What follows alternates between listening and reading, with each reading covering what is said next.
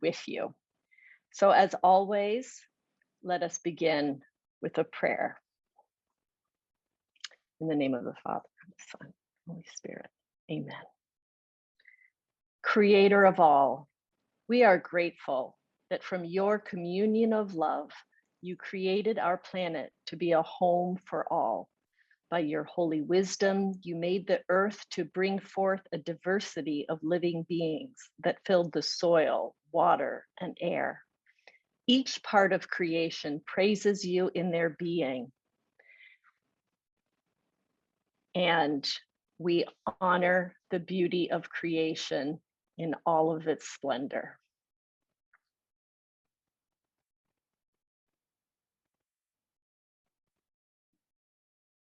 With the psalmist, we sing your praise, that in your house, even the sparrow finds a home, and the swallow a nest for herself, where she may lay her young.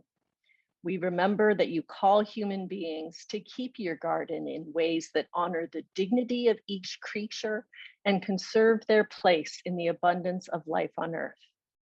But we know that our will to power pushes the planet beyond her limits. Our consumption is out of harmony and rhythm with Earth's capacity to heal herself. Habitats are left barren or lost. Species are lost and systems fail. Where reefs and burrows, mountaintops and ocean deeps once teemed with life and relationships, wet and dry deserts lie empty, as if uncreated. Human families are displaced by insecurity and conflict, migrating in search of peace. Animals flee fires, deforestation, and famine, wandering in search of a new place to find a home, to lay their young and live. In this season of creation, we pray that the breath of your creative word would move our hearts, as in the waters of our birth and baptism. Give us faith to follow Christ to our just place in the beloved community. Enlighten us with the grace to respond to your covenant and call to care for our common home. In our tilling and keeping, gladden our hearts to know that we participate with your Holy Spirit to renew the face of your earth and safeguard a home for all. In the name of the one who came to proclaim good news to all creation, Jesus Christ, amen.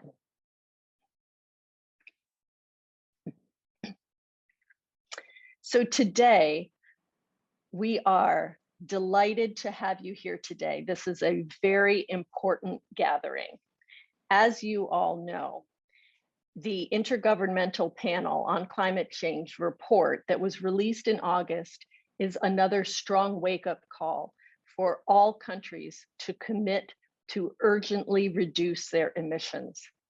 Earlier IPCC reports have concluded that in order to keep the global temperature from rising above 1.5 degrees Celsius, the safe limit to avert environmental and social impacts, the global greenhouse emissions will need to reach net zero by 2050. This means huge systemic changes and a full stop in the use of coal, oil, and gas by 2050 at the least. As a grassroots movement working hand in hand with the Catholic Church on climate and ecological justice, how can we help make the zero emission future possible? This webinar helps to aim institutions and individuals learn about what the recent IPCC report and International Energy Agency reports mean to North and South America in terms of ending fossil fuel dependence and building a new and inclusive and equal Green New Deal that ends climate injustice and works for creation and the planet and does not destroy nature, our common home. We will learn from divestment experts about what is divestment and how can it help us shift to a low carbon economy and achieve net zero greenhouse gas emissions by 2050. We'll learn how it works for individuals and institutions. We'll learn from the divestment and reinvestment experience of a Catholic institution and learn about the new green economy vision that will help you ensure your profitable investments in clean energy and new green opportunities. So today, we will have a short presentation of the Laudato Si Movement's divestment campaign from our leader in Hispanoamerica, Fabian Campos. We will discuss and learn more about the IPCC reports and our toolkits and supports for you. We will listen to the divestment experience of a institution that has divested and hear from an expert advisor, Leslie Samuelrich of Green Century Capital Management. We'll discuss the practical steps to divestment and in breakout rooms, discuss how you might begin your local campaign for a divestment initiative. Of course, we will conclude with prayer and share with you how we can support you going forward. So with that, I turn it over to my colleague, Fabian Campos.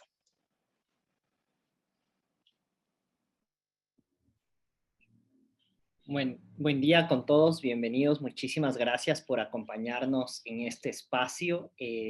Como pequeña nota, recuerden que pueden escuchar en los diferentes idiomas en el botón de interpretación, colocando de dónde nos están acompañando. Y recuerden poner delante de sus nombres también las siglas del idioma que ustedes hablan, ES para castellano.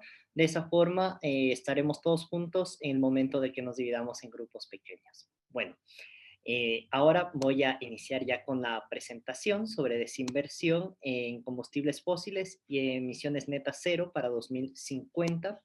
Me gustaría en primer plano comentarles, vamos a ver sobre el movimiento Laudato Si, el tema del programa a nivel general, el por qué desinvertir y los recursos para la desinversión que tenemos dentro de este proceso para nuestras diversas instituciones. Bueno, el movimiento Laudato Si, recordar que inició en 2015 bajo el nombre de Movimiento Católico Mundial por el Clima y que reúne a distintas instituciones católicas y personas que trabajan en favor del cuidado de la creación. Y bueno, ¿qué es lo que hacemos? Profundizar este llamado a la conversión ecológica que nos llamó San Juan Pablo II. Dentro de este marco de conversión ecológica es muy importante este trabajo de incidencia a nivel social y a nivel global en el marco de los combustibles fósiles.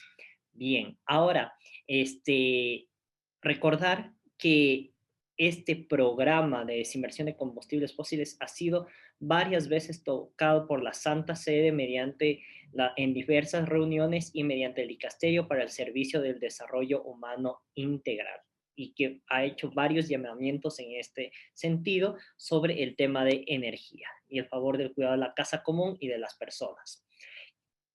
Algo muy importante, que el tema de desinversión de combustibles fósiles contempla una diversidad de formas de desinvertir, es decir, que se retira las inversiones, se retira el dinero que tengamos de manera directa en industria de combustibles fósiles o de manera indirecta mediante inversiones en bancos, por ejemplo, ya sea que solo en carbón, también hay carbón y arenas. También puede ser una desinversión parcial, es decir, no todas nuestras inversiones se retiran, sino de manera parcial, también de manera completa y totalmente sin fósiles, es decir, que no se hace ninguna inversión en esto. ¿Por qué? Porque sabemos que también la realidad de cada institución es diferente y debe tener un proceso particular conforme a su realidad.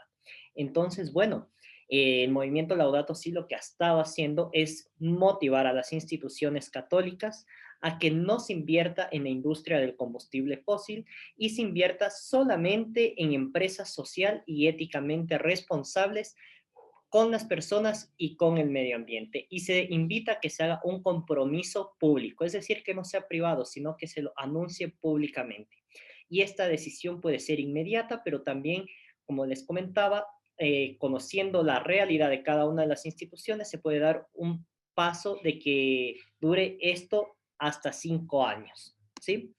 Bueno, Con respecto a eso, les comentaba que es importante hacer el tema del anuncio de manera pública. ¿Por qué?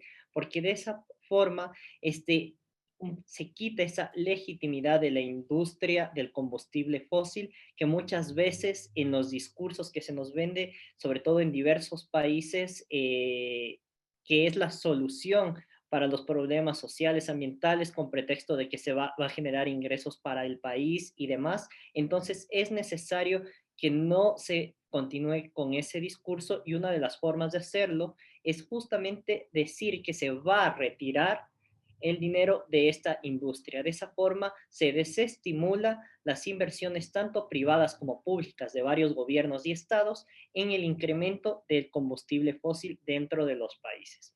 Y es mejor hacerlo de manera conjunta entre diferentes instituciones en una fecha para que tenga un impacto mediático, un impacto social y un impacto en el sector financiero. Bien, ahora, ¿por qué desinvertir? ¿Por qué desinvertir? Esa es una de las grandes preguntas que se van realizando muchas personas y muchas instituciones. Bueno, primero, los combustibles fósiles son la causa de la crisis climática. Ese es uno de los puntos principales. Es un imperativo moral. ¿Por qué? Porque estamos viendo que la industria del combustible fósil afecta a las comunidades en donde se realiza esto. Casos patentes los hemos visto, por ejemplo, en la Amazonía ecuatoriana, en la Amazonía de Brasil, de Perú.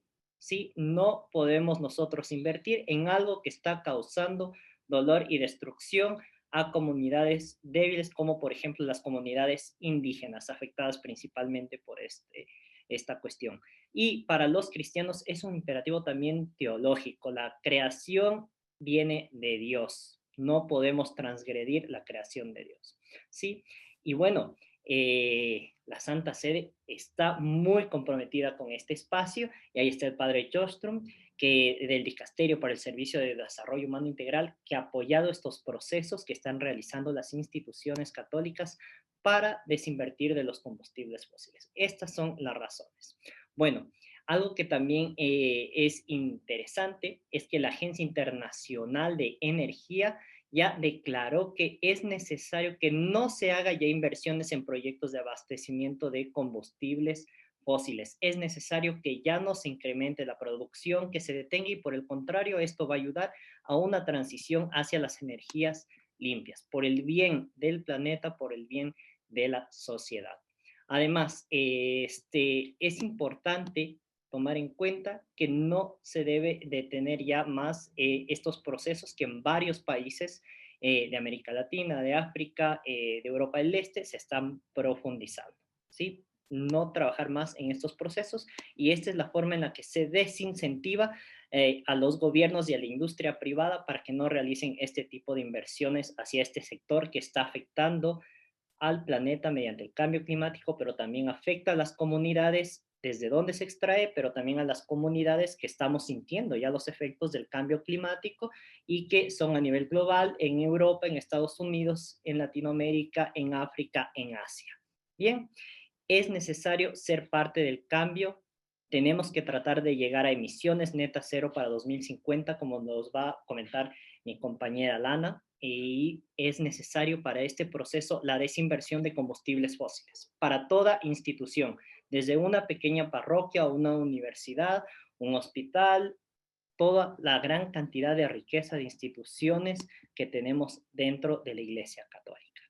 Bien, un poco comentar quiénes han desinvertido. Son un total de 1.327 instituciones que han desinvertido a nivel global. De estas, 254 son instituciones católicas provenientes de diferentes países, de Brasil, de Argentina, de Filipinas, Uganda, Italia, Suiza, España, los Estados Unidos. Bien, que recién lo hicieron en mayo del 2021, es decir, hace pocos meses atrás. Bien,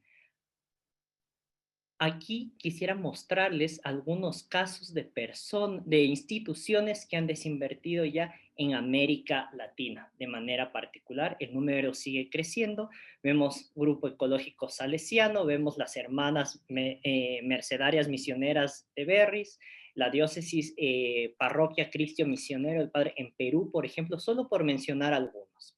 Son casos específicos de que no es que esto se queda netamente para los Estados Unidos, netamente para Europa, para países que se los denomina desarrollados, son para todos los países y para todo tipo de instituciones, como ustedes pueden ver dentro de esta lista.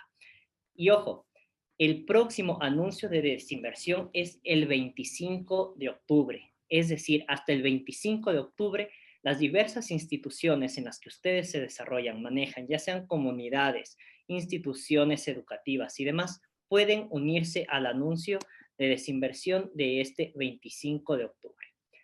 Para ello, sabemos que quieren profundizar, quieren informarse más sobre cómo es este proceso, inclusive para plantearlo dentro de sus comunidades, instituciones y demás. Bien, el movimiento Laudato Si les presenta diferentes documentos que les puede ser útil para eso. En nuestra página van a poder encontrar una guía paso a paso, ¿sí? Sobre la inversión ética en la era del cambio climático, y hay un kit de herramientas de desinversión de combustibles fósiles que les va a ser útil, ¿sí? Y recuerden, tenemos que marcar la diferencia juntos, convérsenlo con sus instituciones, varios de ustedes dirigen instituciones, varios de ustedes pertenecen a las mismas, como les digo, de todo tipo, de salud, de educación, de asistencia social, de comunidades de fe, pueden unirse este 25 de octubre del 2021, independientemente de que no tengan tampoco inversiones actualmente. El compromiso no es solamente de retirar, sino el compromiso es de no invertir en combustibles fósiles a futuro. Muchísimas gracias y paso la voz a mi colega Lana.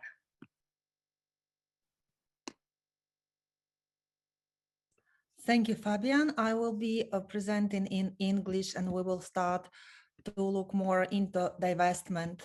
For today, thank you for already been talking about divestment, but what I need to add to what Fabian already said, we are all investors. It doesn't really mean how much money we invest into some harmful industries, because we use banks, we use our private savings, we use our pension funds, and all of these require our investment into that. And as Vatican divestment guidance says and teaches us since last year, because it has been produced in June 2020, it's very important that we should not invest into harmful industries, as, for example, army, military industries, and of course, fossil fuels. And today we will hear more about divestment and about why we need to divest fast and why we need to divest this year, because our biodiversity is suffering, our nature is suffering, our local communities are suffering, they lose their livelihoods, they lose their means for life and to take care of their children, and many, many more. The International Energy Agency has commissioned a very important report earlier this year, which is net zero by 2050. And they created a pathway how actually all the world, globally, regionally, and locally, can transit to clean energy, affordable energy for all, and phase out those harmful fossil fuel industries stressed in Vatican guidance on divestment, that we need to take money off that industries and invest in the clean energy and local production and some small local businesses. And we will be able to hear more today about that. But what this International Energy Agency report says for now, that the world does not need more investments into the fossil fuels, that we have enough of coal, oil and gas productions, harmful productions, and we need to stop building new, and we need to divest from already existing ones. This is what we can do and what we can afford doing as a global community. And there are also many provisions in Laudato Si which teach us how to take care of our every creation and for the earth in general. So let's begin the presentation from the introduction. So as I've said just now, as Catholics, we are called to protect creation and all who share it. Divestment from fossil fuels and reinvestment in clean renewable energy can do a long way towards protecting our common home from climate change and pollution. This is very important, divestment from harmful industry and investment into clean energy, because it's one of the most concrete ways to prove and to hear the cry of the earth and of the poor, especially during the season of creation. And we have a COP26 this year, very important meeting where politicians from all the world will decide who and how will cut the emissions globally and regionally. And of course, developing countries and the countries in the global south are suffering the most, but they probably, if we make enough of pressure, they will be cared enough from the developed countries and the global communities. They will receive funds for green transitions. They will receive economic support, and their communities can live better.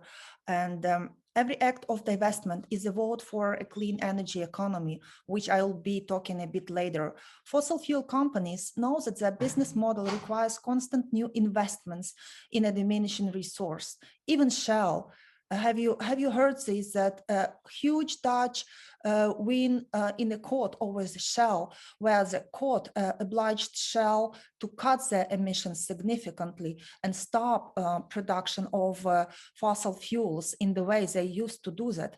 And of course, there is a material risk to the dirty energy and bottom line.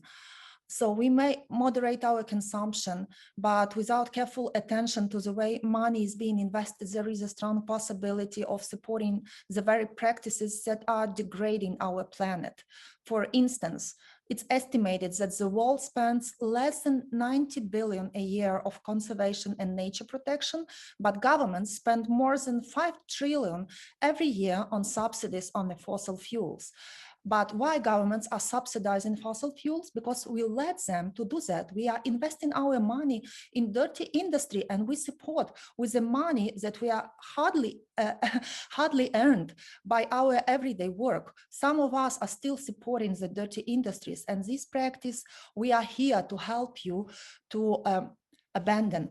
So in recent statements in the Laudato Si encyclical, Pope Francis has been emphatically clear, stating that the burning of fossil fuels is a major contributor to global warming, and it's therefore our responsibility to transition to renewable sources of energy as quickly as it's just possible.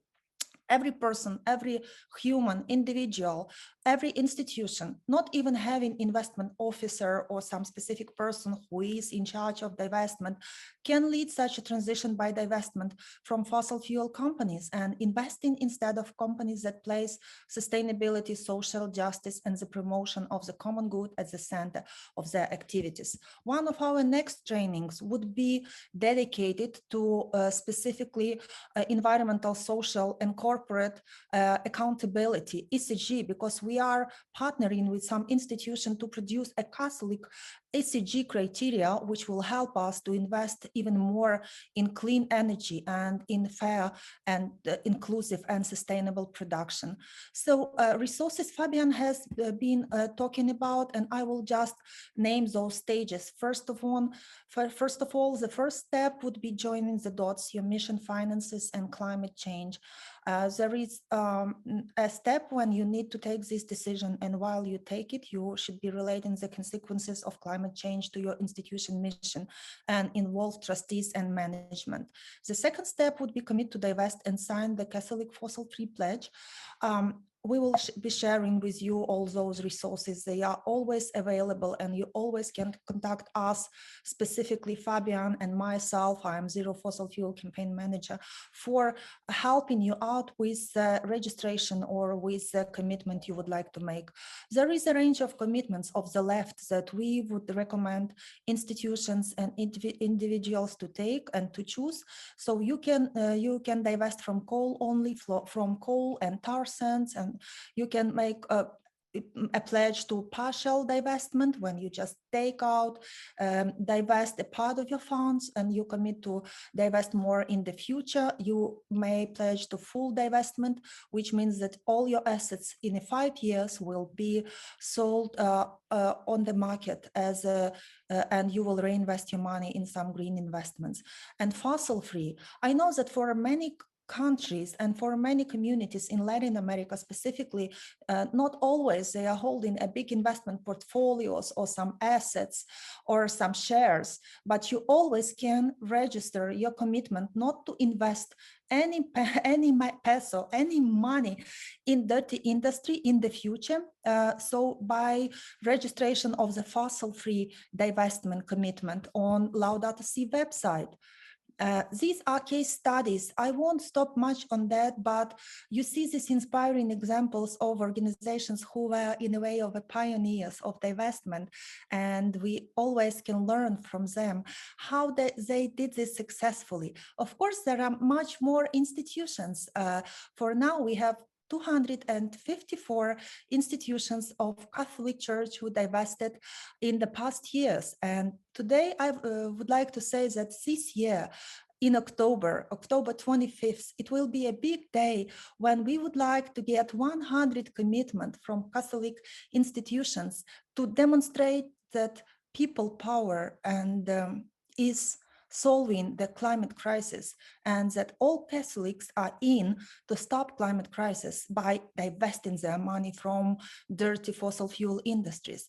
And as you see, Bank for Church and Caritas India and Institute of the Sisters of Mercy of Australia and Papua New Guinea and Passionist Catholic Religious Order of England and Wales, and many more from the UK. We had 6 dioceses in May 2021 in Ireland who divested all their money. They all choose full divestment, and they're working on selling those assets on the market for making green investments. And Jesuits in English Canada, in every part of the world. And we encourage you today to learn more how to divest and get back to your institution and your community and have a say and do this important step to act. Thank you so much. And I am ready to answer questions, and we all are. And I am inviting you to communicate after the training if there would not be enough time for asking your question, but we are always here as Laudato Si Movement, and please reach us. I will take my email and you will have it to reach out to us for any question. Thank you so much.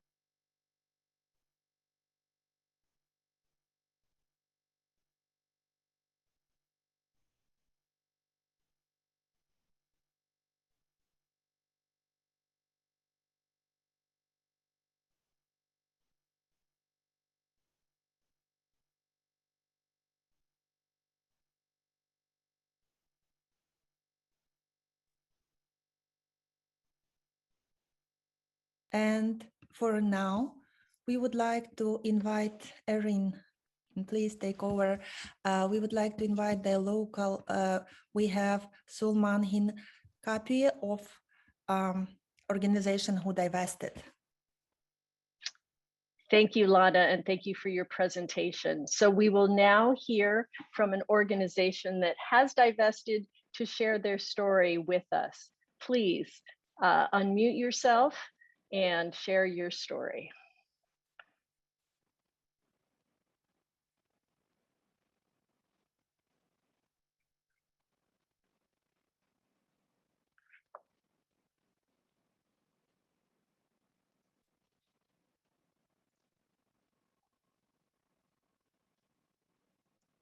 We are welcoming our local institution, Sulman Hinkapi, to share the story of why you divested and how the process worked for you. If you can unmute and share your story.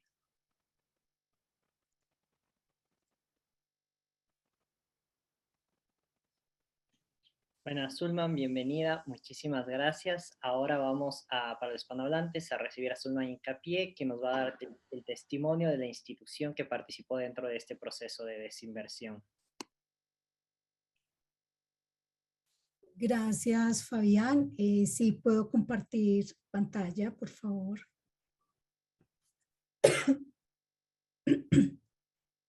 Sí, con gusto, Zulman. Por favor, la anfitriona, si podría hacer co-host a Zulman, por favor. Creo que Julia nos está acompañando en este proceso. Ahora debe poder, Zulman. Gracias.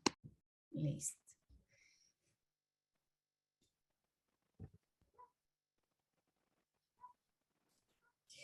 Bueno, un cordial saludo a todos y todas. Me alegra estar en este taller que nos pide un compromiso radical, concreto y profético ante la desinversión, con acciones claves desde la palabra y el actuar. Desde el Servicio Internacional Cristiano de Solidaridad con los Pueblos de América Latina, Óscar Arnulfo Romero, SICSAL, y la Gran Alianza Global Convida 20, queremos animar a todas las personas que nos escuchan a la desinversión, y no como un asunto lejano a cada uno o a cada una de nosotras, sino como una realidad que ha llegado a nuestra vida cotidiana. Pues si miramos y analizamos a nuestro alrededor, nos daremos cuenta que muchas cosas de las que tenemos y utilizamos hacen parte de la cadena de grandes empresas contaminantes que todavía están muy lejos de hacer un cambio radical al cuidado de la hermana madre naturaleza. Un ejemplo de ello son los materiales con los cuales se hacen muchas de nuestras prendas de vestir. En el mes pasado de julio fue publicada una nueva investigación de la Fundación Changing Markets, la cual ha descubierto que las marcas de moda más grandes del mundo están contribuyendo a la contaminación por plásticos y a la crisis climática a través de su continua dependencia de las fibras sintéticas hechas con combustibles fósiles. El informe titulado Sintéticos Anónimos, la adición de las marcas de moda a los combustibles fósiles, analiza casi 50 grandes marcas de moda. En este sentido, nuestros planes de desinversión, además de apuntar a las grandes empresas y en nuestro caso a instituciones católicas y no católicas de los sectores de la educación, financiero o de salud, entre otras, debe apuntar a la primera desinversión, que es la individual, para dar el salto a la desinversión colectiva, pues el consumismo privilegia la cultura del descarte que consolida y perpetúa grandes empresas de textiles que siguen utilizando materiales a base de combustibles fósiles en sus colecciones, engañando a los consumidores con colecciones llamadas ecoconscientes, utilizando una información falsa. Este es uno de muchos ejemplos. 3 ideas para no olvidar y actuar. Todo está conectado. No olvidar que con esta frase el Papa Francisco nos invita a identificar la relación en todas las cosas, para que yendo al fondo de los elementos cotidianos de nuestra vida, identifiquemos engaños que podemos revertir y denunciar para así realizar transformaciones contundentes en favor de nuestra casa común. 2. Denunciar y renunciar a la idolatría de la riqueza. Es una actitud a la cual nos anima San Romero de América, quien nos exhorta a vivir en libertad de riquezas que nos esclavizan, que nos abocan a tener más y más, hundiéndonos en la codicia de recurrir al tener, olvidándonos de la verdadera riqueza del ser. Desinvertir e invitar a desinvertir es un acto de amor con la madre naturaleza y con la familia humana. 3. Acciones colectivas, unidos como familia humana que defiende y cuida su casa común. Ya el Papa Francisco nos lo recuerda en el numeral 219 de la Laudato Si. Los individuos aislados pueden perder su capacidad y su libertad para superar la lógica de la razón instrumental y terminan a merced de un consumismo sin ética y sin sentido social y ambiental. A problemas sociales se responde con redes comunitarias, no con la mera suma de bienes individuales. Las exigencias de esta tarea van a ser enormes, que no hay forma de satisfacerlas con las posibilidades de la iniciativa individual y de la unión de particulares formados en el individualismo. Se requerirán una reunión de fuerzas y una unidad de realización. La conversión ecológica que se requiere para crear un dinamismo de cambio duradero es también una conversión comunitaria, y agregaría yo una desinversión comunitaria donde sumamos y todo suma. 4. Desinvertir para invertir en una casa común sana y habitable. Tomar en nuestras manos acciones y pensamientos sobre desinversión como preocupación colectiva que nos lleve a vivir en los 5 siguientes verbos que les voy a proponer por la desinversión, para reinvertir en empresas y compañías que ayuden a resolver la crisis climática.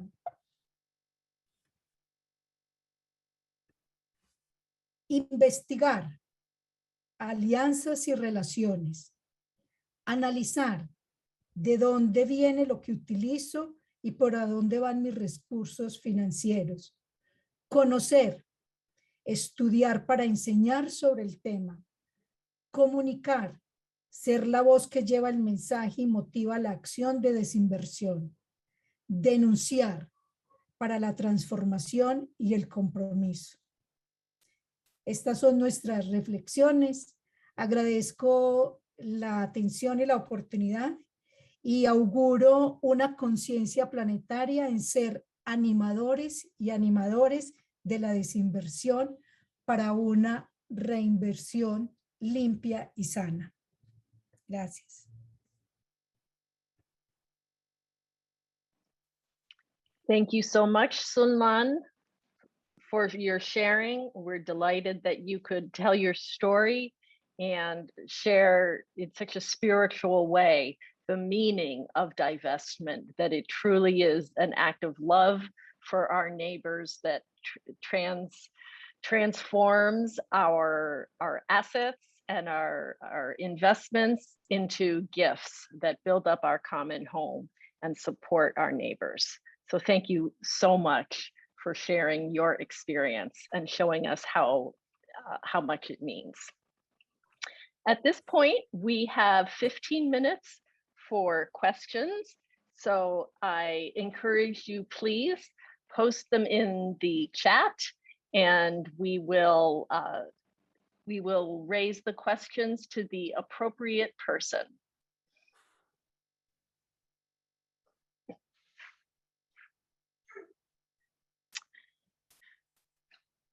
While you think of your questions, we'd like to give you the opportunity to raise questions to all of our experts, and we have an extremely important expert yet to come. So post your questions in the chat, but let me at this point introduce Leslie Samuelson. We are delighted that she is able to join us. Leslie Samuel Rich who is the Chief Executive Officer of Green Century Funds. This organization was the first funds group to establish a fossil-free investment fund. They have been pioneers in fund management for decades and have been leaders in fossil-free investments. So we are truly fortunate to have Leslie Samuel-Rich with us to share her immense experience and the confidence that fossil-free divesting is absolutely possible. So Leslie, thank you so much for being with us. We're grateful for your presentation. Muchas gracias también. No hablo español mucho, pero buenos días, everyone. I am going to speak in English since that is going to be more effective for me to speak with all of you. I really appreciate all the comments that people have had and really feel I was raised Catholic myself and really feel driven to this kind of work because of those values about protecting the earth and biodiversity too. What I wanted to do is, now that you have all the motivation to do the work and are part of a global campaign, is to talk a little bit about some of the challenges that you may face as you do it, and to talk about it from the investment point of view. And I'm going to share my screen as soon as it's enabled to money that you might, some of the misconceptions about investing, and that include that you may reduce the performance of your investments, and some of the other obstacles that people in the finance committees or even your investment managers, if you are managing money for a larger institution, may raise, and to equip you with some of the answers to help get you started. And Svetlana, I still can't share my screen, but if you can do that, then we'll go through them. And otherwise, I'll just talk and give you the instructions from there. Leslie, thank you so much. So sorry. And can our technical support provide us with the host rights for Leslie to share his screen? And in the meantime, I'll tell you about Green Century, though. Thank you for that lovely introduction. We are a US-based mutual fund company, as Aaron talked about. We are the first ones to be fossil fuel free, and we've been a supporter of the divestment campaign since it began, from the very, very beginnings. And it was very controversial here because it was so new and people had so many questions about it. And now, can you see my screen now that I'm sharing it? We should just see a picture of me now instead. And I will just try to flip through this. There we go. And there's a little bit more about Green Century. You don't need to know this about us, but here it is, just in case. We do a couple of things. We do our sustainable investing, and then we also work with the companies that we invest in to make them even better. And then we're a different kind of mutual fund in that we're owned by environmental and public health groups, and all of our profits go back to them. So usually when I talk about divestment, I start out with the reasons to invest fossil fuel free, but I think the previous speakers have covered that really well. So I'm going to keep moving on to the financial reasons that you can think about. So one is that around performance, and this is the biggest obstacle that people who might not share your point of view say.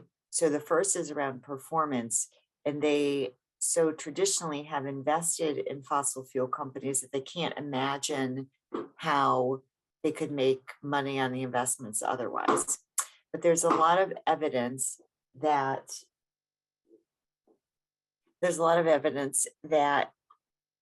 points to whether you divest or invest in industries that over time you will see comparable, or you may see comparable returns.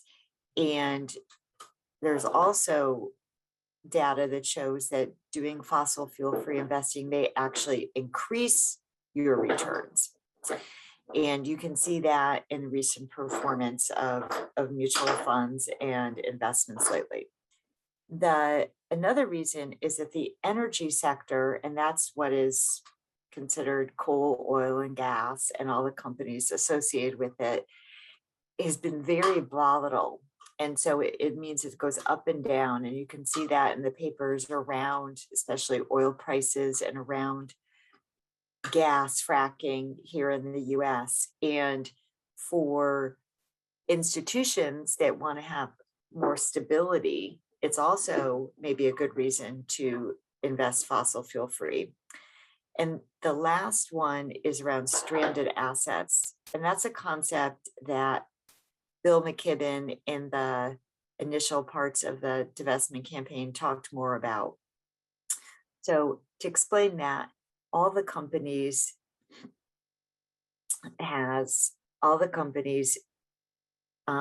have other sorts of fossil fuel reserves that they haven't burned yet. But as we know from all the dire predictions, if we're ever going to meet being net zero by 2050, we need to not burn those reserves.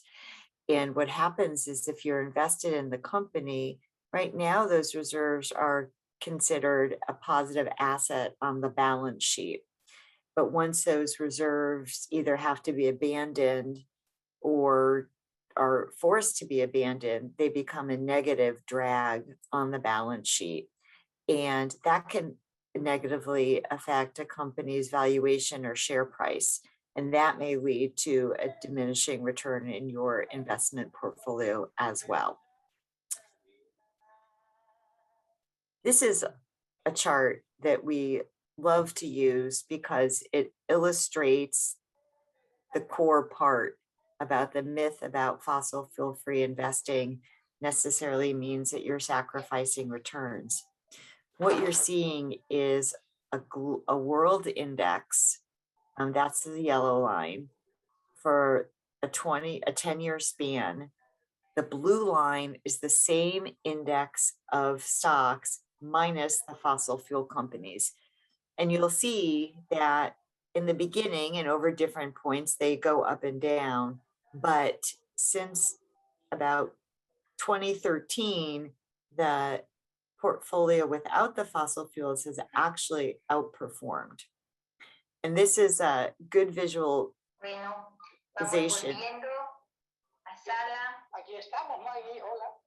This is a good visualization to demonstrate it. This slide is also, we've already talked about this, but just about why, especially as people of faith, that you might pursue divestment. And then the last one is just around that you're not alone doing this. And together, so many institutions, over 1,200 institutions, have taken one or more of these steps toward divestment that you can be part of. And it really has influenced the fossil fuel industry. And once you do leave behind this dirty energy, you can start investing in other kinds of companies or other kinds of funds or managed accounts that include companies that may be part of the solution. These are 3 examples of companies in our funds that are doing something positive to help with climate change and environmental issues. The first is the largest global wind energy provider. The second, Xylem, helps get cleaner water to people around the world. And then for the fixed income portions of your investments or the bond portion, there's a bigger market of green bonds available to you and to investors. And the Starbucks bond is just one of many that are out there. This one helps train farmers to grow coffee more sustainably. Here are some tips on how you can tell how much fossil fuels your portfolio has now and what you want to move into, that the fossil fuel companies are all in the energy sector. There are 13 sectors of companies, and that's where they all are. So you want to be 0% in the energy sector. You want the fossil fuel exclusion to be written into the documents or the prospectus here in the US. And either you can read that or you can have your financial advisor look for that for you.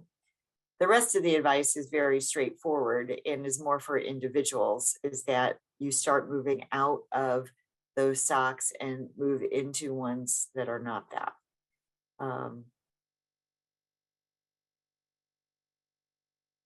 This is our definition of fossil fuel-free investing.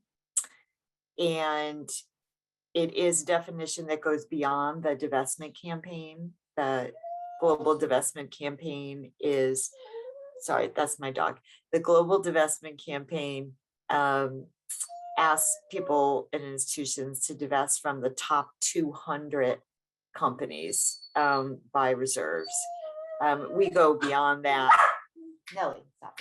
We go beyond that and eliminate all of them. But again, this is up to you on the journey to be fossil fuel free, what you do.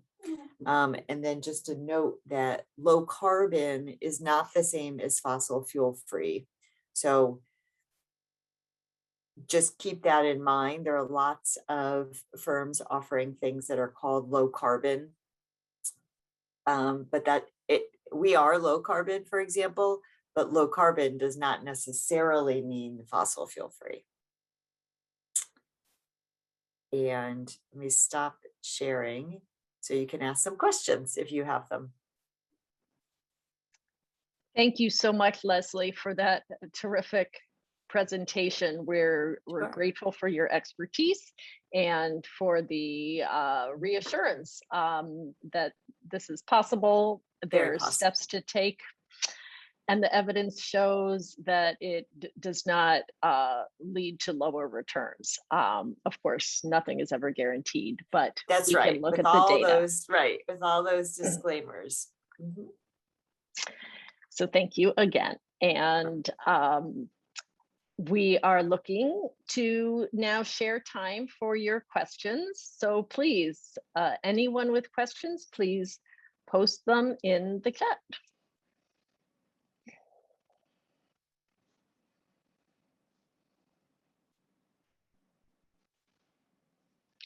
And I will invite Fabian to translate our Spanish questions. Claro, Aileen, existen varias preguntas y bueno, quisiera iniciar con la primera que le he enviado Lucía, y es básicamente que si se venden las acciones o la participación, otra persona la va a comprar. ¿Qué efecto tiene verdaderamente esto? Si solamente está cambiando básicamente el dueño de la titularidad o de las acciones. Tal vez Leslie nos pueda ayudar profundizando más esta parte.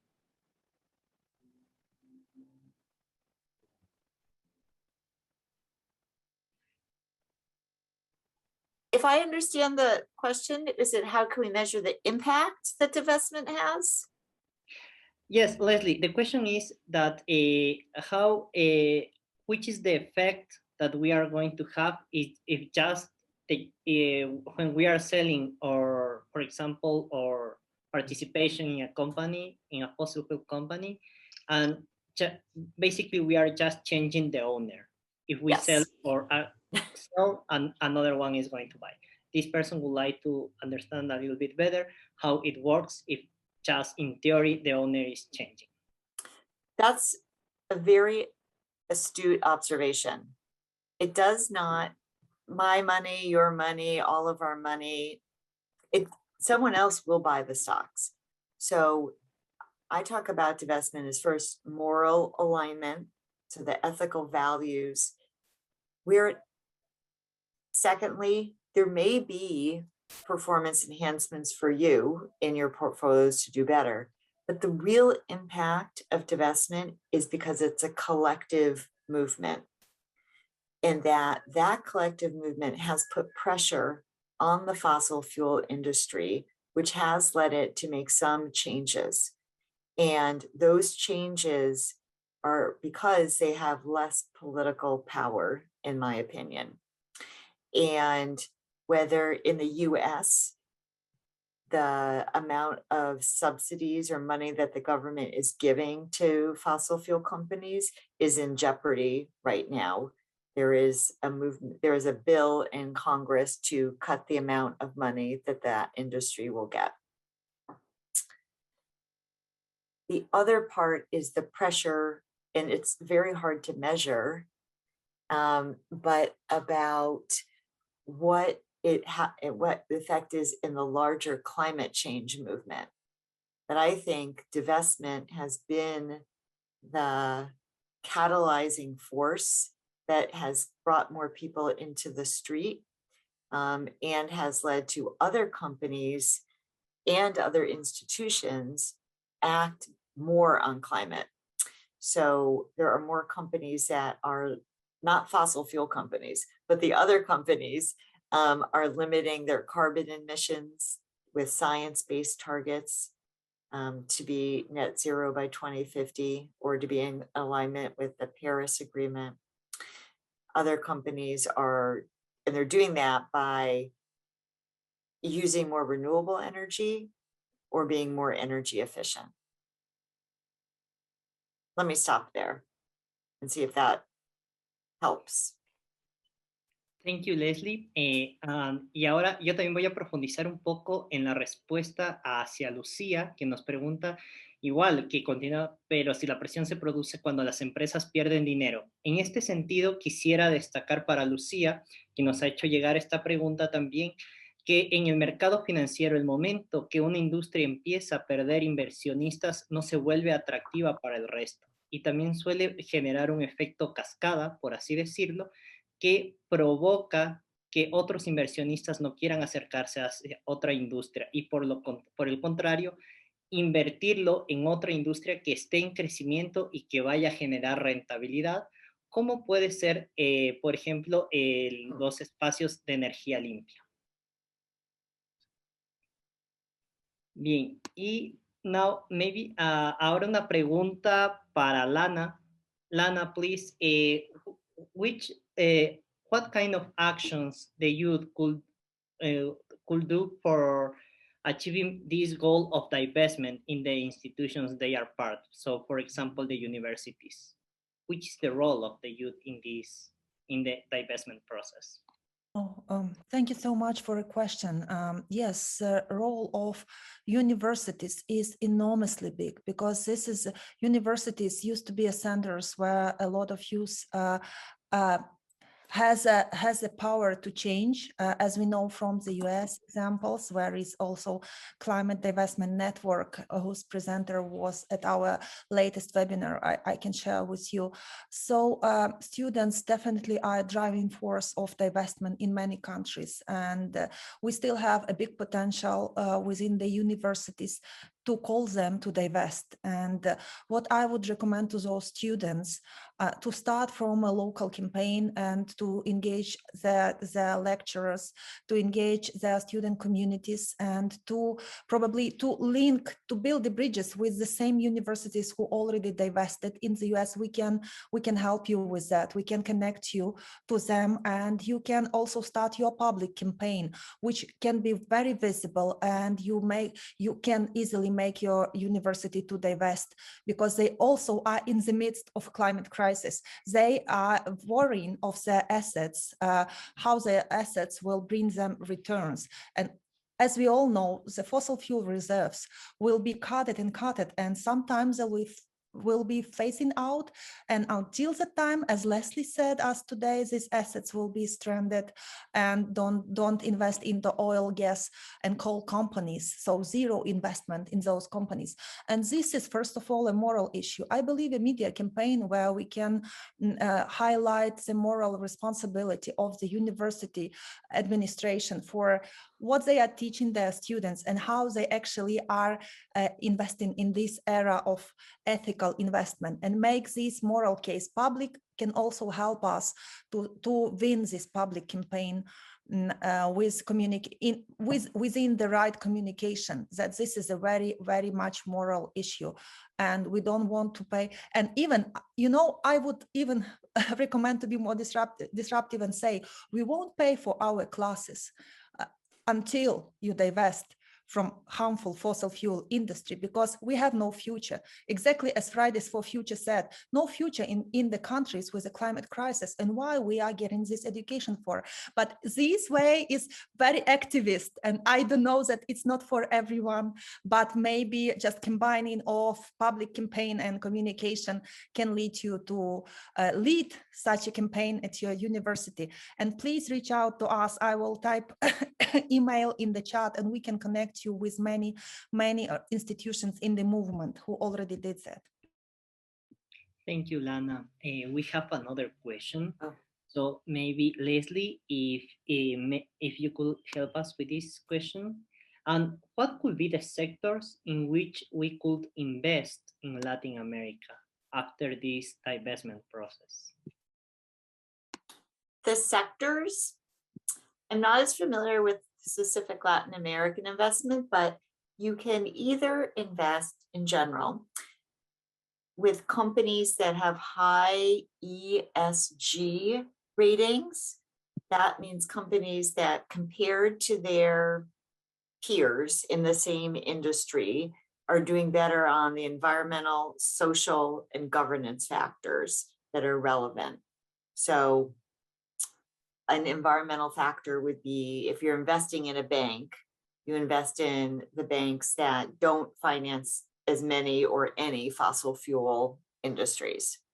You're investing in a consumer discretionary sector, you are investing in companies that use more renewable energy in their stores or in their truck fleets. You also can look for, again, solution-oriented companies, and those exist across many sectors. It just, you know, it's not all just renewable energy companies, but that is where a lot of the solutions to climate change are. Energy efficiency companies too can be part of that answer. And I did want to I forgot some key facts from the first question. If I could include some of the things that I think have happened from divestment, is that Exxon got dropped from the S&P 500 list last year or the year before, which I think would never have happened without the scrutiny and pressure of the divestment campaign. That companies are having a little bit harder trouble getting more capital for new projects, or it's more expensive to get those loans. And then already some firms, so companies, some fossil fuel companies have written off some of their assets, or their carbon reserves or stranded assets. And many of us thought that wouldn't happen for another 20 years, but that they're already writing them off and taking a loss on them, I think is also a result of divestment. Thank you, Leslie, so much for the answers. And another one, maybe for Lana.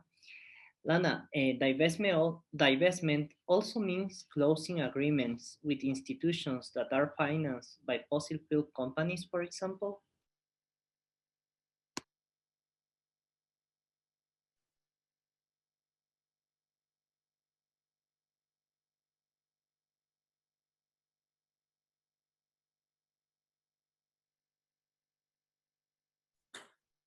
I can answer her while she gets on. Yeah, thank you, Leslie. Again, there's different definitions of divestment, and someone was explaining, like, first you stop investing more new investments in fossil fuel companies, and then you start transitioning out of them, and then you move into others. The ongoing divestment campaign does not mean divesting from banks that finance fossil fuel companies.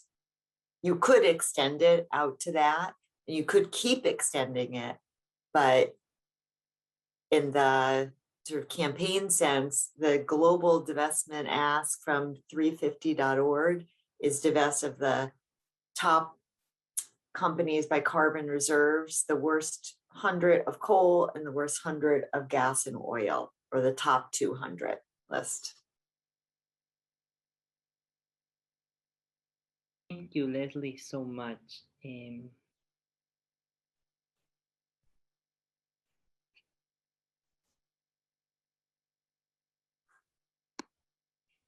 There is a question about whether Green Century Funds is investing to encourage a hydrogen economy. That's an excellent question. I have never been asked that before. And we are investing to transition out of fossil fuels and encourage energy efficiency and renewables in general. So solar companies and wind companies, and again, energy efficiency companies that retrofit buildings. I'm actually not sure if we have any companies that are particularly focused on hydrogen. We did hold Toyota in the past in one of our funds, if that counts. May I add to hydrogen issue, because I will be talking about the Green Deal today, and hydrogen is the main fuel according to the IEA report, International Energy Agency. This is the fuel of the future, but I would like to add also, because I'm slightly familiar with the nature of what hydrogen is. It's only green and worth investment if it's been produced based on solar or wind facilities, energy facilities. If it's been produced based on gas, it's not a green fuel, and we should not invest in hydrogen on this stage. So, and hydrogen is hardly transported to long distances, and the European Union only plans to achieve by 2030 to transport hydrogen up to 500 kilometers. So it's not that easy to transport hydrogen as gas, for example. But we are moving to that fuel, and we believe that the majority of the fuel we will use in 2030 would be a green hydrogen based on renewable energy production and on energy for hydro processes from not oil and gas. Yes. So this hydrogen based on just produced from gas is called gray hydrogen normally. Yeah, so thank you for that. Do we have other questions? Oh, thank you, Leslie. Please go ahead. I was going to say, it's very exciting to talk about all the solutions, but there are things like biofuels, which may be positive, but also if the biofuels are produced by burning down rainforest in Indonesia or Malaysia, then that's a negative. So it just depends on how many things are produced. But for divestment, that's a big campaign in and of itself, just to be moving out of fossil fuels. And there, I think, are more and more opportunities on where you go, but just getting your institution to stop doing that investing is a great campaign.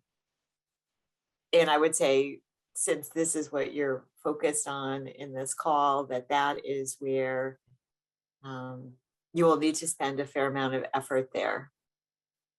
Unless it's totally different than the United States in this way.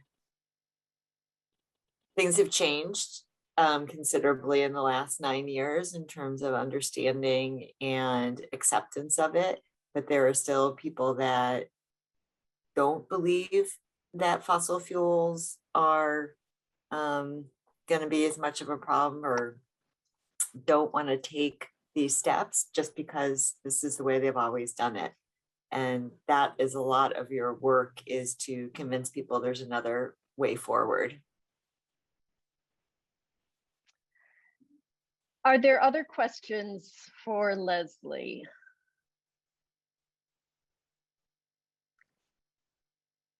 If not, We will all extend our gratitude to Leslie for joining us, sharing your expertise.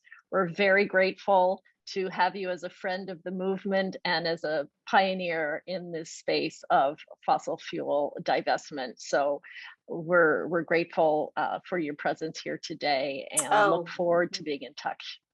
Thank you. Thank you for asking me. And I feel a lot of solidarity with anyone working on divestment, and I wish you all the best in your efforts and your joint campaign.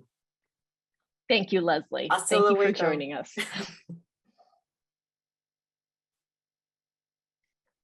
Well, we have a lot to continue to discuss, so we're excited to move on and to allow time as well for you to brainstorm your own approach to divesting in your communities or with your own funds. So we wish to let you know that we have many resources available for you. We have videos that include informative webinars on divestment and why it matters. We have additional documents to help you or to help you explain to others the process of divestment and its role in Catholic social teachings. These will help you articulate the call to divest to various audiences, including sample letters and summaries of our toolkits, as well as presentations. So these arguments for divestment include the background in science and Catholic social teaching and our commitment to care for the least among us.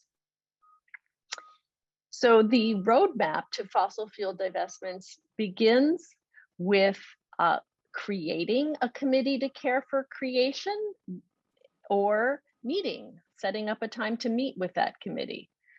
Discuss your overall Catholic values with whomever is in charge of your investments, and discuss how your investments align with those values. This may be a new conversation. People may not have been thinking of money and values in the same sentence, but it's a critical link to make because of the impacts our investments have. Then we can invite people after this discussion, and of course, answering questions and allowing that important time for the process of hearing concerns and addressing them, to sign the fossil-free pledge at the level that's right for you. And it's important that there are those multiple levels so you can invite people in. It doesn't have to be a total commitment right away, although that's wonderful and ambitious and inevitably at the end necessary, but there are different levels that we can progress to. And then update your investment policy or write a new one with your financial investor. And this takes us on the path to a fossil-free future.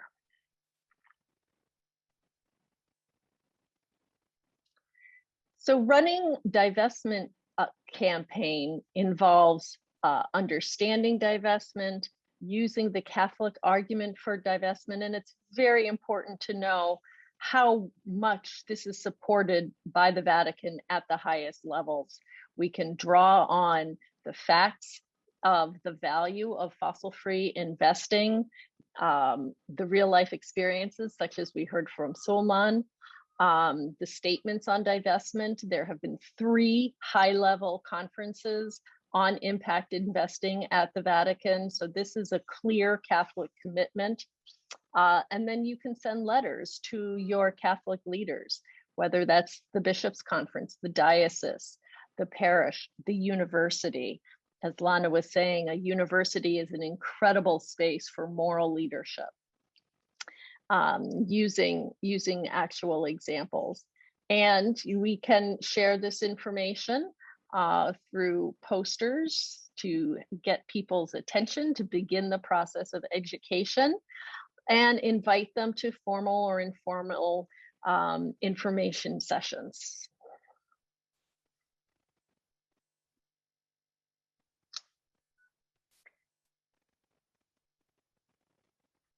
So at this point, we would like to have some time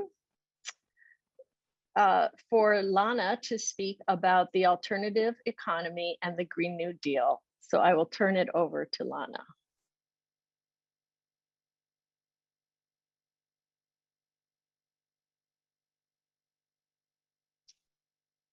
Lana, you're on mute. Yes, thank you. Thank you so much, Erin. And yes, I will start to speak about the green economy and a Green Deal. But yeah, we are very much moving to our group work, and this presentation will be short, but I encourage you who will get interested in this topic, please also reach out to me, because the solutions and reinvestment is the second part, is the second side of our campaign on divestment, which we work at Laudato Si Movement. So anytime you can get more information, both on divestment, reinvestment, and Green Deal, and whatever you are interested in. So new vision for a better world with no fossil fuels.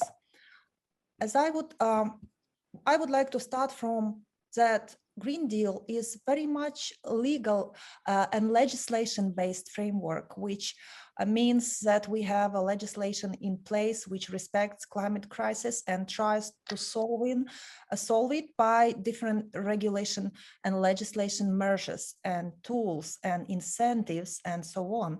As, for example, it has been done in the US, in the European Union. In the US, not to that extent, because we have a concept of a new Green Deal in the US, but it's mostly been political idea which has been discussed among the Congress, men and women, but did not get to legislation yet. But in the European Union, we have an example where the Green Deal, the fair, just, and prosperous economy for everyone, inclusive economy, is being started to build over, I would say, 20 plus legislative regulations. So, but what Laudato Si and Pope Francis say about the laws and regulations, that they won't work to curb the behaviors producing climate change by themselves. And I truly agree with that as a lawyer, environmental lawyer. In order for laws to bring about the necessarily long-term effects, the majority of the members of society must be adequately motivated to accept them and personally transformed to respond. This is about eco-conversion, and of course we need to act ourselves. But so far we act ourselves. We would like to see some governmental possibilities that state creates for us and enables us and supports our eco-conversion, individual eco-conversion. And we see it implemented for many and many and many of human beings. So what is the European Green Deal about? First of all, it's a comprehensive strategy, which, as I said, consists of many laws, which will transform the European Union, which consists of 27 states. And I believe we can apply this experience to other continents, as for Latin America, as for Africa, as for Asia in the future. They also consist of many states, even if not being formalized as a union. So there is a huge opportunity. And this transformation is to be in a fair and prosperous society with a modern, resource-efficient and competitive economy, prioritizing the human dimension in a just and inclusive way. Prioritizing the human dimension means supporting the individual eco-conversion, but it also means just and inclusive policies. For example, not to investing not to investing in fossil fuel industry abroad. For example, for oil in Latin America. Why should European companies fund it? They should stop doing that. And this is what European Green Deal about. So at this time, some governments are still subsidizing fossil fuel industry, but it should be stopped in the nearest future. And this is also a social-political dimension, answering a wide-ranging problems of democratic disaffection and loss of trust in institutions and the rise of nationalist, illiberal, and far-right forces, as we have seen, for example, in Brazil or in other countries over Latin America as well. So there is a danger of getting back the democracy, and Green Deal tries to rebuild people's trust in humanity and solving climate crisis. It gives a central role to massive public investment and includes just transition measures to alleviate the costs of adjustment in regional policy and for workers who will lose their jobs and will need retraining and new job opportunities. Green Deal is specifically about the response to COVID-19, the ecological transition and strategic economy as a driving forces.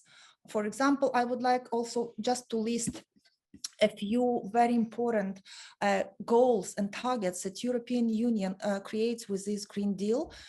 First is 100 climate neutral cities by 2030, and there is a huge financial support for that and so on, and 55% of emissions reduction by 2030 and 100 by 2050. 35 million of public buildings and general buildings renovated by 2030, 40% of renewable energy by 2030, and new energy efficiency targets by almost 40% for final and primarily energy consumption. And 1/3 of the world public climate finance comes from the EU and in member states to enable the green transition in developing countries. What Green Deal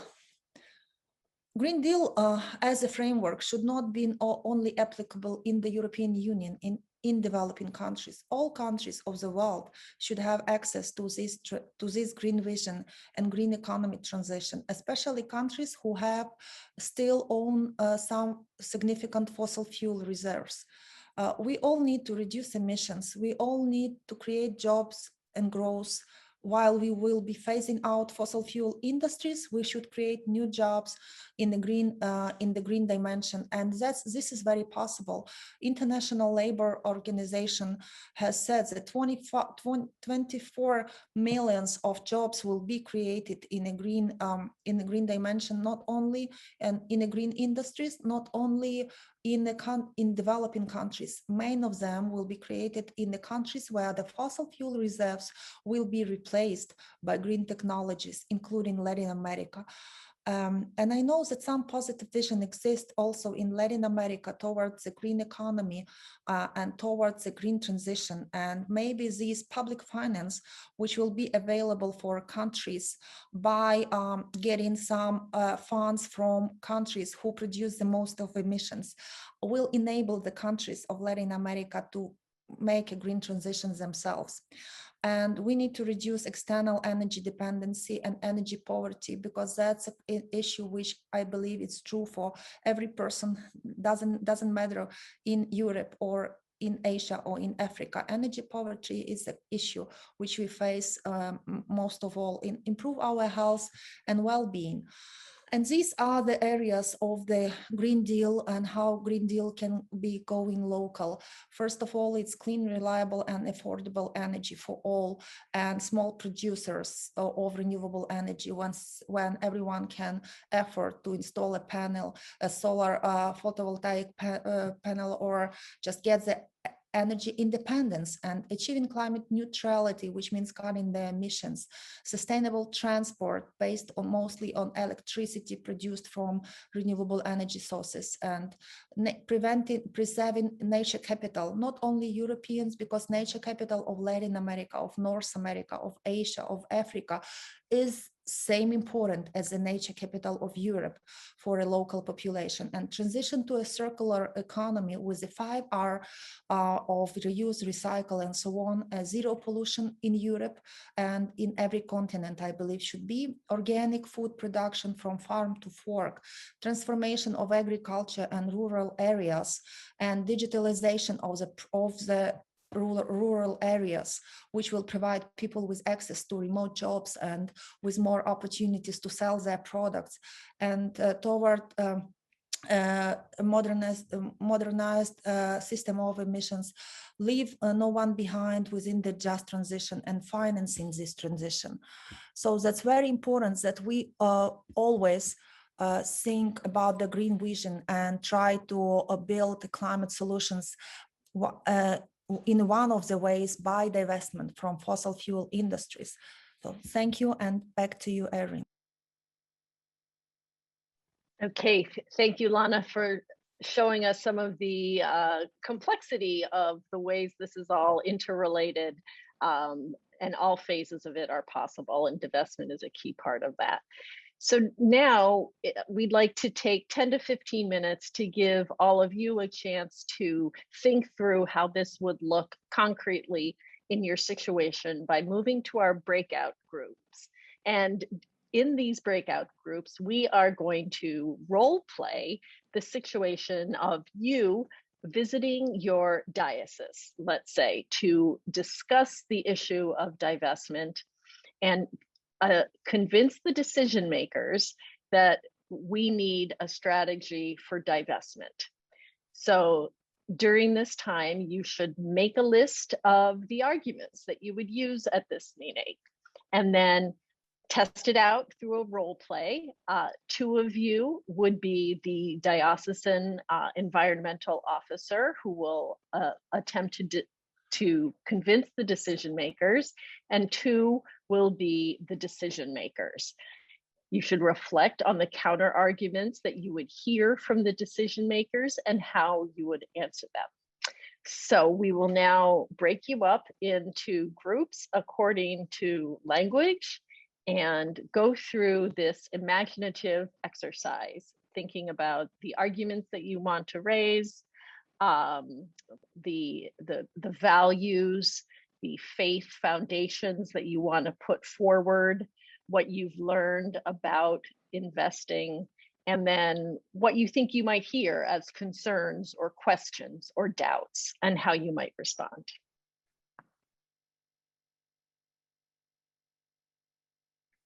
So you should shortly go into those groups or see an invitation to join a group.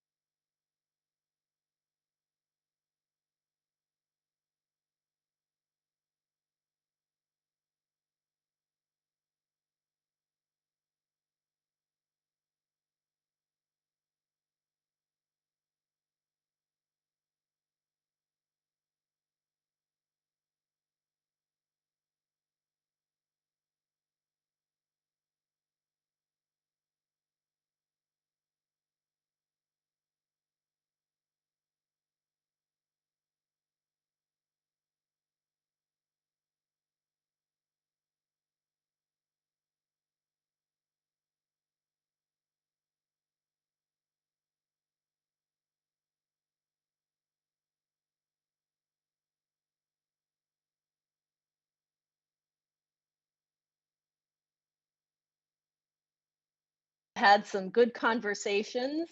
We're able to either brainstorm or role play or share ideas or encourage each other. It's a process, you know, and it may take some strategic thinking. In our group, we reflected that maybe one diocesan institution would not be so receptive. How could we perhaps think of another group that's already committed to environment and may just need help thinking about the steps of divestment and answering some concerns, because it's very reasonable for people to be concerned, you know. Everyone is concerned. Their money is paying for mission, it's paying for retirement, you know. They have reasonable questions, and fortunately we can give good answers. So we hope your discussions were good. And at this point, I'm going to turn it over to Mercy Ikuri to lead us forward.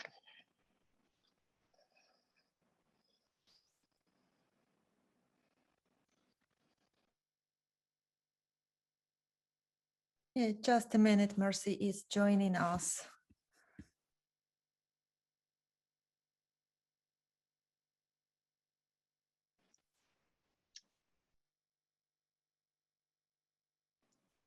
While we wait for Mercy to unmute, I just remind you all of the email address to reach Lana so you can stay in touch with questions.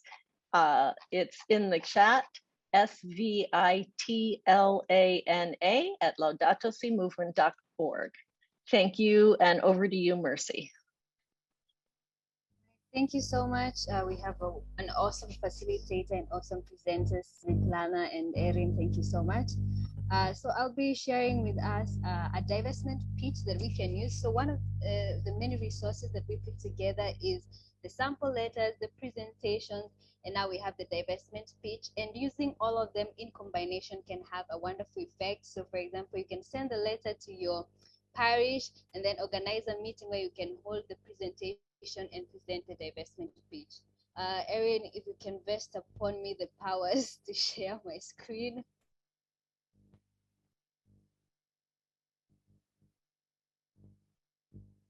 Or maybe Lana can share for me at the start.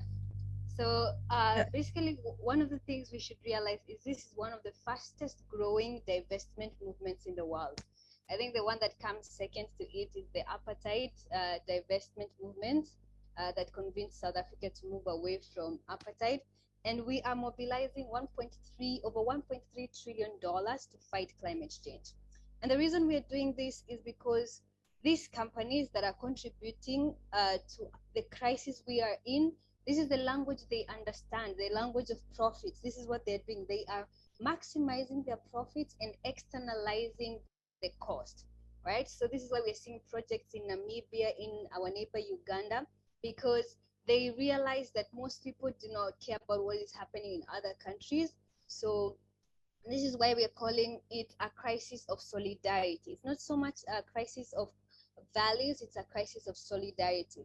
And so what divestment is standing in solidarity with the poor and also a response to hearing the cry for our planet.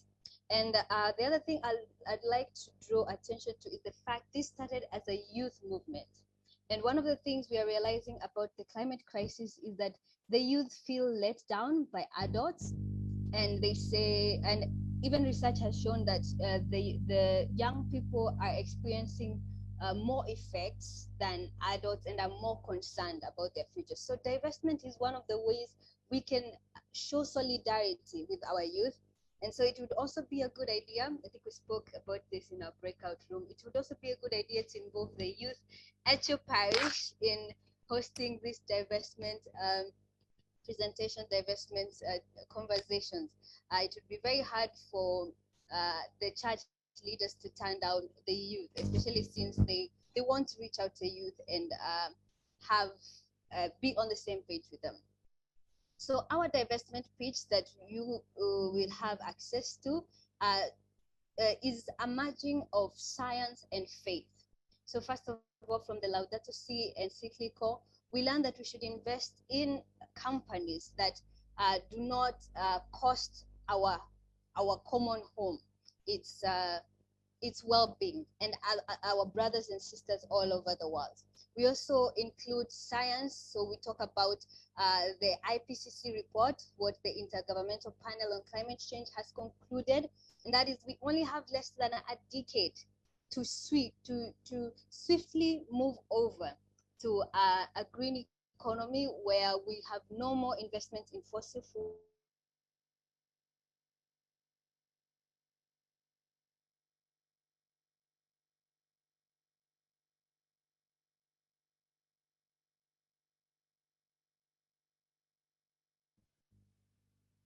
Sorry about that. I was saying the IEA, the International Energy Agency, also says that we do not need any more fossil fuel investments or projects to go on.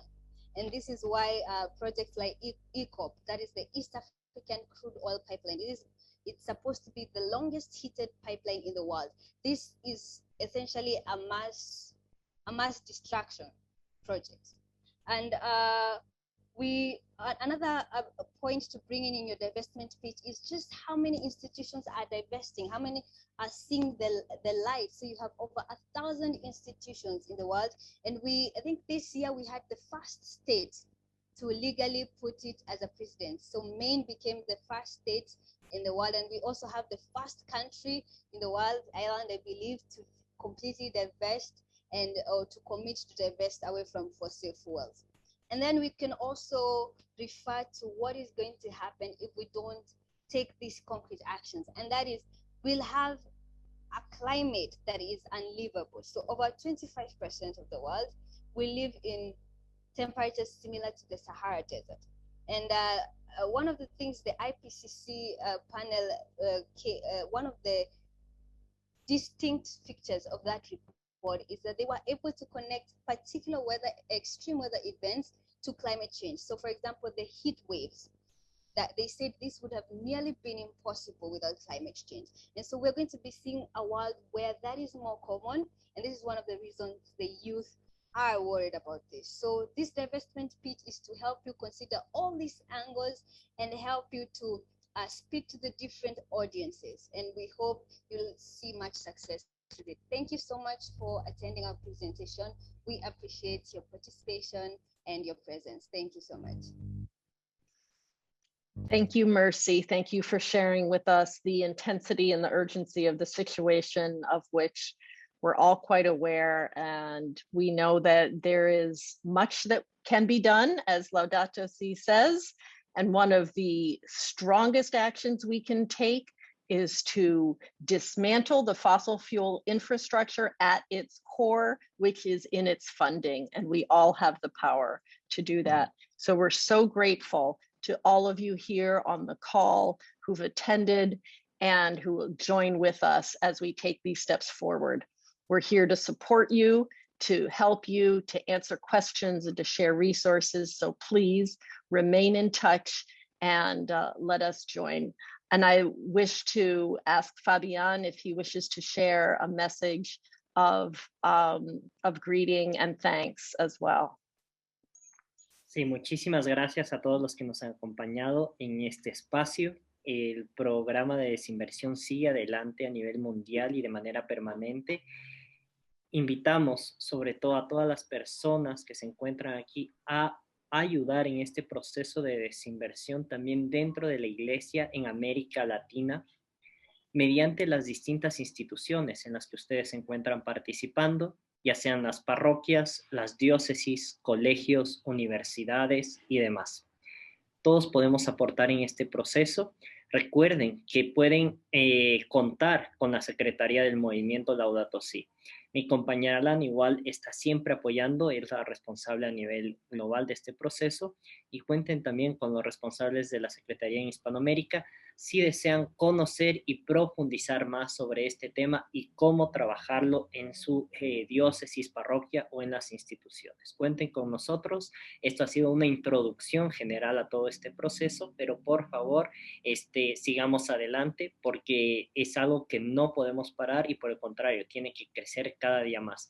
Y tenemos ya el próximo anuncio el 25 de octubre y sería muy importante que ustedes puedan hacer este llamado a las instituciones en las que se encuentran relacionadas para que sigamos adelante con este proceso de desinversión. Cuentan con nosotros, simplemente es que ustedes nos digan y nos abran la puerta para seguir adelante con este proceso. Y muchísimas gracias por acompañarnos.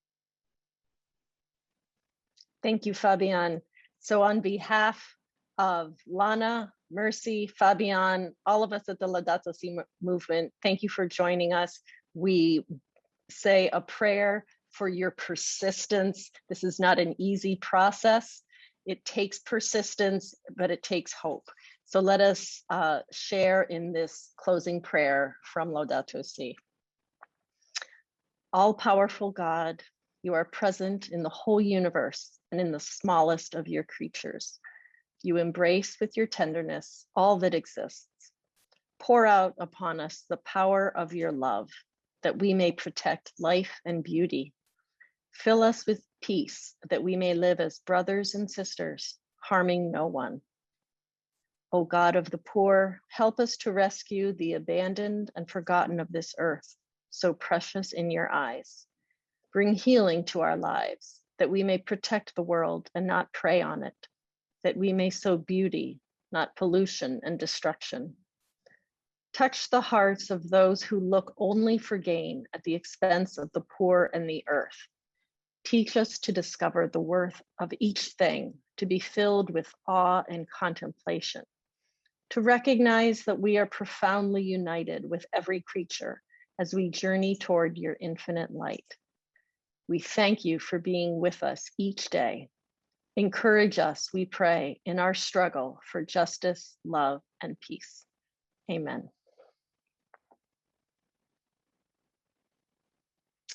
So thank you all for joining us. We look forward to being in touch with you. May we add new institutions to our list of divestments for our deadline in October. Let us celebrate the season of creation through this shared labor, and many blessings on your inspiration and your persistence. Thanks for being with us here today.